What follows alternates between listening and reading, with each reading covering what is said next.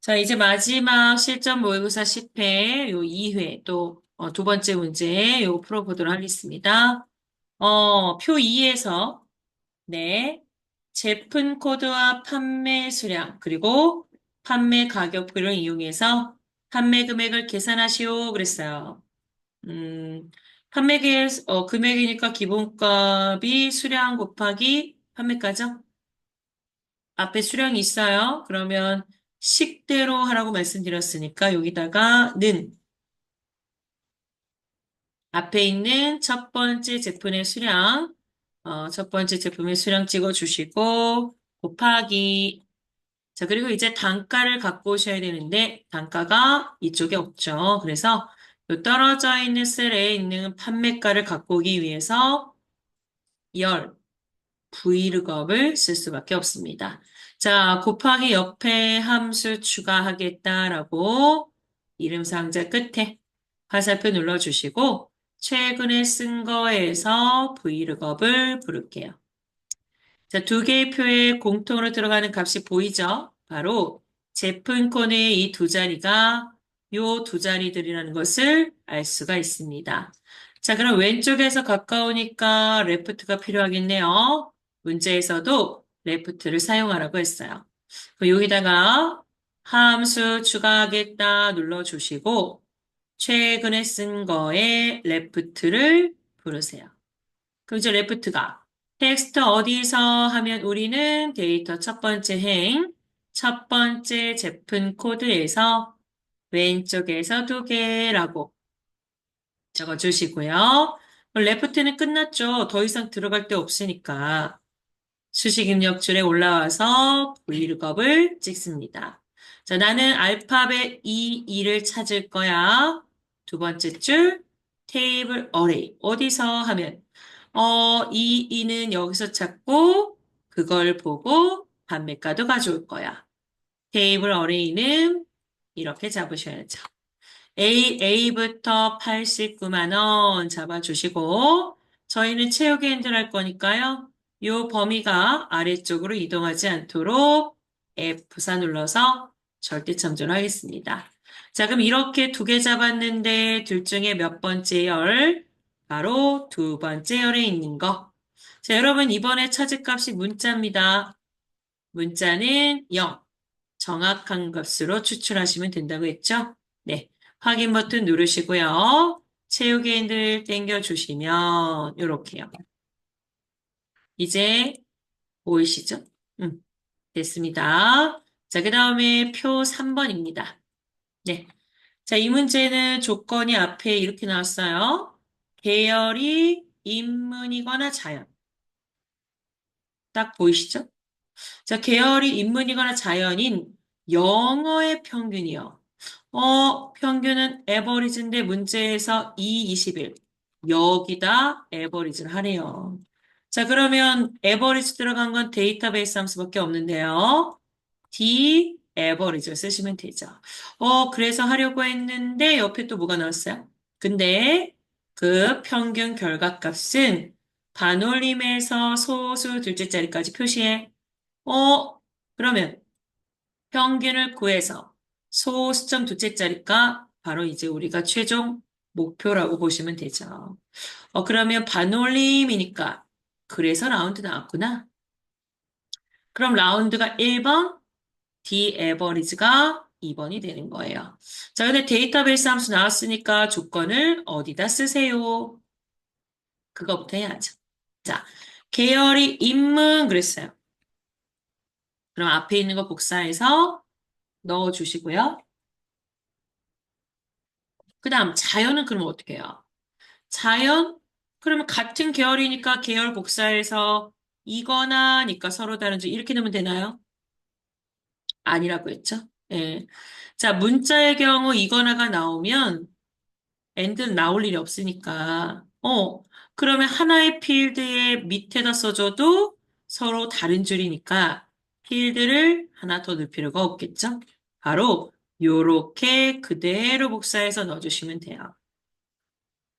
자, 조건이 준비됐으니까 해볼게요. 밑에다가 함수 마법사 fx 자, 반올림 할 거야. RO 라운드를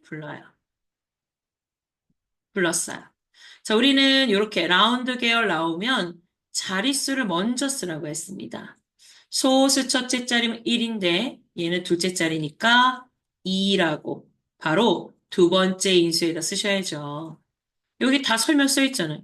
여기다가 반올림하려는 자릿수를 써라. 자, 그럼 이제 자릿수 썼으니까 위에서 숫자 지정해 줘야 되겠죠? 우리는 그 숫자를 평균 구해서 줄 거고요. 그럼 여기다가 함수 추가하겠습니다. 라고 눌러주시고 함수 추가 들어옵니다. 자, A부터 나열되어 있네요. 그러면 데이터베이스 가서 저는 D average를 부를게요. 해볼까요? 데이터베이스 표 전체. 누구의 평균? 영업 평균. 1, 2, 3, 4, 5. 필드는 5. 조건 범위는 어디 하면 계열이 인문이거나 자연. 근데 여기 똑같은 거 있다고 이거 잡으면 안 되죠. 문제에서는 여기다 조건을 입력하고 쓰는 거니까 여기 있는 걸 쓰셔야죠. 네, 보세요. 소점이 이렇게 많이 나오는데 둘째 자리까지 정리를 했어요. 확인 버튼 누르시면 끝났죠. 자, 오른쪽 4번. 자, 문제 이렇게 써 있습니다. 4번에서 네, 세 번째 문자가 1이면 격리과, 2면 인사과, 3이면 총무부, 그리고 그 외에는 영업부라고 표시해. 이게 if였다면 if 세 번 나와야 되는데 다행히 if가 없어. 대신 누가 나왔어요? choose 함수가 나왔어요. 자, 1일 때 뭘 보여줄까? 2일 때 뭘 보여줄까? 바로 내가 써준 결과과 항목들 중에서 하나를 선택해서 내보내는 친구가 추주죠. 근데 옆에 누가 또 나왔어요? if 에러가 나왔네? 이거 나오면 우선순위 1순위인데. 맞죠? 그래서 여러분들은 if 에러를 먼저 부르셔야죠. 여기다가 함수 마법사 범주 모드에 가서 i를 검색했더니 if 에러가 있어요. 그럼 여러분, 오류 메시지가 과연 뭘까? 보세요. 1일 때, 2일 때, 3일 때는 말해주고 나머지는 말해줬잖아. 그러면 나머지는 오류가 발생하겠죠? 그래서 그 외 나머지에 해당하는 영업부를 요렇게 메시지로 대체해서 내보내겠다. 왜냐? 벌써 한번 쭉 훑어보신 분은 아시겠지만 얘는 1, 2, 3이라고 했는데 여기 0도 있고 4도 있고 5도 있는데요. 0, 4, 5는 언급을 안 했으니까 오류가 발생하죠. 그 애들을 영업부 처리하겠대요. 자, 이제 첫 줄 밸류에 오셔서 이제 식을 작성하셔야죠. 1일 때 뭐 바로 choose 함수를 부르셔야 됩니다. 그래서 함수 추가할게요. 첫 줄에다가 ch 바로 choose 함수를 불러야죠. 확인. 네. 자, 그럼 choose 함수 쓰실 때 제가 뭐부터 쓰라 그랬죠? 결과값을 먼저 쓰라고 했어요. value 1이 무슨 뜻? 1과 같다면 뭘 보여줄까? 써보세요. 격리과. 2와 같다면 인사과. 3과 같다면 종무부. 혹시 함수가 이렇게 인수가 좀 깨져서 보이면 다른 함수를 선택했다가 다시 되돌아오시면 이렇게 정리가 됩니다. 자, 그럼 이건 무슨 뜻? 셋 중에 하나 선택해. 인덱스 넘버, 번호로. 근데 내가 직접 선택하지 않고 4번에 세 번째 글자가 들어와서 그걸로 이 셋 중에 하나 선택할 겁니다. 그러면 얘도 특정 위치에 있는 문자니까 미드로 구해주시면 되겠네요. 그죠? 자, 인덱스 넘버에다가 함수 추가 두 글자 쓰세요. mi 미드를 불러요. 자, 미드가 텍스트 어디서 하면 나랑 같은 행에 있는 첫 번째 4번에서 자, 왼쪽에서 몇 번째 문제 써 있죠? 세 번째. 그다음 여러분 추주에서 아까 1이면 격리가 우리는 한 글자만 있으면 되는 거죠? 네, 그래서 가지고 올 때도 1. 세 번째까지 가서 하나만 가져와. 바로 이렇게 지정하시면 돼요. 확인. 됐어요. 나머지 땡겨주시면 가운데 0, 4, 5. 이 애들은 영어부, 나머지는 영어부에 이렇게 처리가 됐어요. 자, 근데 여러분 이 문제 알아두셔야 될 게 하나가 있어. 자, 여러분 이 추주 함수를 보시면 얘는 항상 이렇게 1년 번호 순서대로, 즉 1일 때 뭐, 2일 때 뭐 이렇게 시작하거든요. 근데 가끔 문제에서 0일 때 격리가 이렇게 나올 수 있어요. 1일 때 인사과, 2일 때 총무부. 그럼 이렇게 나오면 어떻게 해야 돼? 0이 없는데 그러면 어쨌든 여기에 가지고 오는 값 중에 0이 들어올 수 있다는 얘기잖아요. 그러면 그 0에다가 무조건 플러스 1을 하세요. 바로 이렇게요. 그러니까 여러분들이 0에다 더하기 1을 해서 1에 해당하는 거를 0의 결과값으로 써주시면 된다는 얘기예요. 이게 맞는 거지.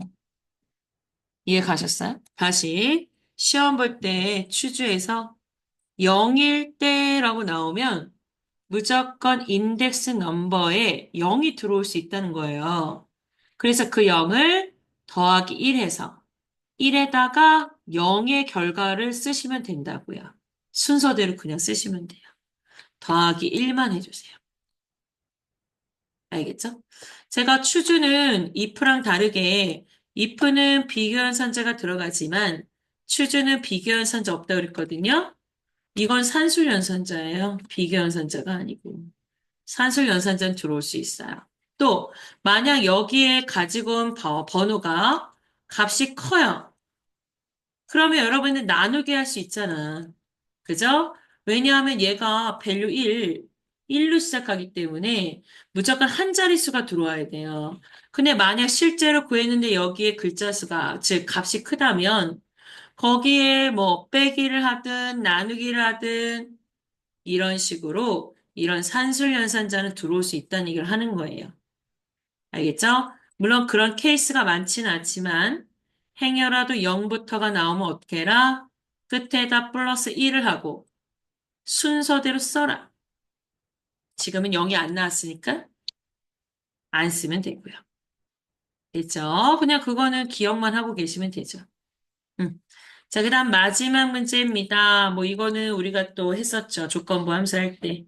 자, 소속 지점이 북부 하나, 판매량이 20 이상 하나, 이거 두 개에 해당하는 판매 금액의 합계 썸은 썸인데 조건이 두 개야? 그럼 썸이 FS죠. 여기서는 가운데 걸로 푸시면 되겠네요. 자, 함수 마법사 fx, su, 썸 ifs를 불렀어요. 확인. 그럼 얘가 물어봐요. S니까 뭐부터 올라온다? 계산 범위가 먼저 올라온다. 근데 너 누구를 더하고 싶어? 나는 판매 금액의 합계 구할 거야. 바로 판매 금액 범위를 sum range에게 줍니다. 그게 무슨 뜻이야? 나 이거 더할게. 근데 우리 이거 전체 더할 거 아니잖아. 그래서 이제 시작되는 거죠. 마치 count if s. 이거 count if s랑 똑같은 거거든요. 이제부터. 자, 첫 번째 범위가 어디야? 나 북부 찾을 거야. 여기서. 그죠? 네, 바로 범위. 여기서 찾겠다. 첫 번째 조건은 북부. 그 다음, range 2. 두 번째 범위 어디야? 나 이번에 판매량에서 찾을게. 뭐를? 이상 20. 바로 두 번째 조건이요. 그래서 제가 썸이프하고 썸이프 S를 비교해 보면 썸이프는 조건이 하나니까 여기가 범위, 여기가 조건, 마지막이 some range. 합을 구할 범위가 여기인데 S는 합을 구할 범위가 일로 올라온다. 그래서 거꾸로 계산 범위를 먼저 지정하고 범위 조건 이렇게요. 근데 이거 자체만 보면 이건 count if s거든요. 확인 버튼 눌러주시고 그 다음 수식 입력줄 맨 끝에다가 뭘 연결해라? 자, 끝에다가 연결 연산자 text 1 이것까지. 여러분 항상 시험 볼 때 규칙이 있어요. 엔드 연산자 항상 나오고 조건부 함수, 데이터베이스 함수, 논리 함수, 찾기 함수 항상 종류별로 하나씩 나오거든요. 됐죠?